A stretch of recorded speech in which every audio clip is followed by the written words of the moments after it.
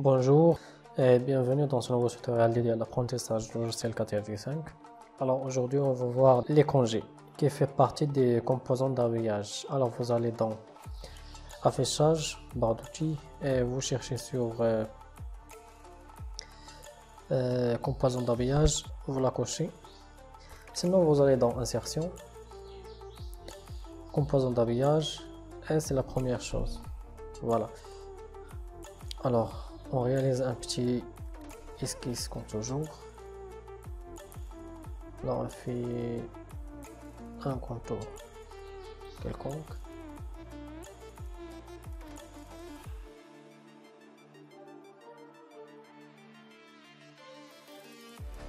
Et on ferme l'esquisse. Alors je clique ici, contrainte et verticale. Voilà, sur l'esquisse. Alors on a tout un ensemble. Alors on met d'abord l'extrusion de 30 dans les deux sens, extrusion symétrique.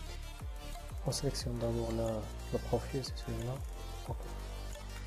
Et voilà le résultat. Alors le premier type de congé, c'est congé d'arrêt. Alors on clique ici. Là le rayon par défaut il est choisi 5. Alors on peut mettre 10 par exemple, ou bien n'importe quoi. Alors les objets, alors on peut choisir les arrêts. Voilà, on peut choisir le nombre d'arrêts qu'on veut. Voilà, on clique OK et voilà le résultat. Je fais CTRL Z pour revenir en arrière. Le deuxième type, c'est congé variable. Alors pour utiliser cet outil, alors on a d'abord besoin de plusieurs points. Alors j'ajoute quelques points. Je vais choisir cet arrêt là. Alors je vais aller dans points. J'ajoute 3 points, 4. Voilà, chape. Alors je clique ici. Contrainte. Alors on a 24. Je vais la mettre 0. Voilà.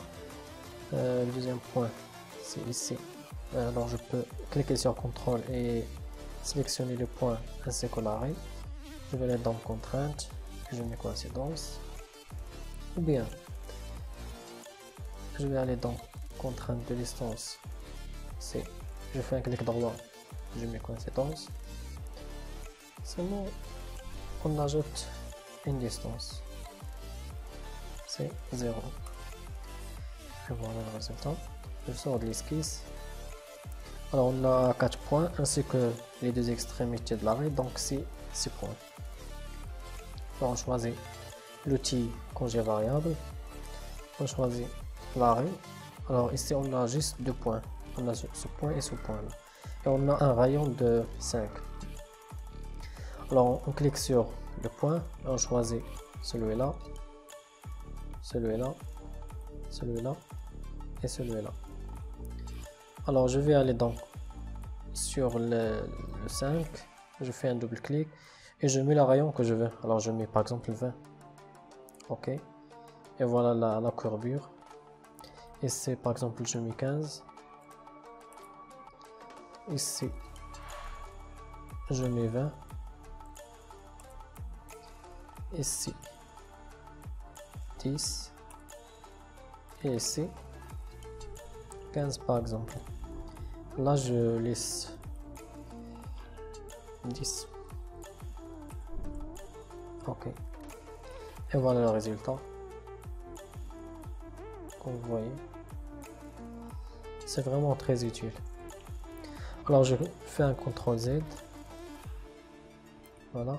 Le troisième type de congé, c'est congé de corde, mais on va pas le voir maintenant, on va le voir par la suite. Alors on va passer au congé face à face.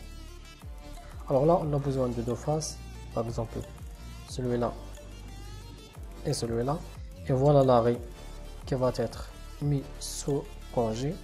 Alors là on met 10 par exemple. OK, et voilà le résultat.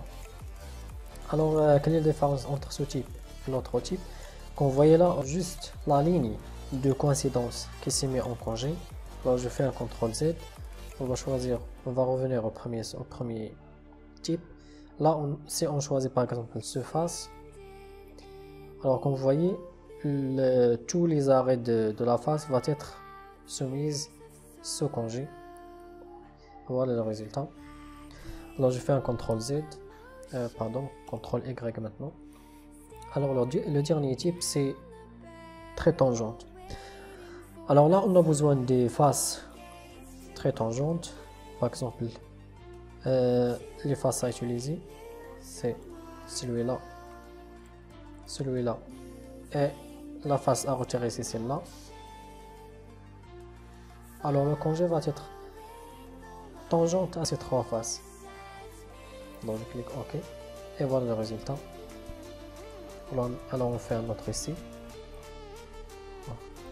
Tridimensionnel. Voilà la première face, le deuxième et la face à retirer, c'est celle-là. OK et voilà le résultat. Donc j'espère que ça vous servit.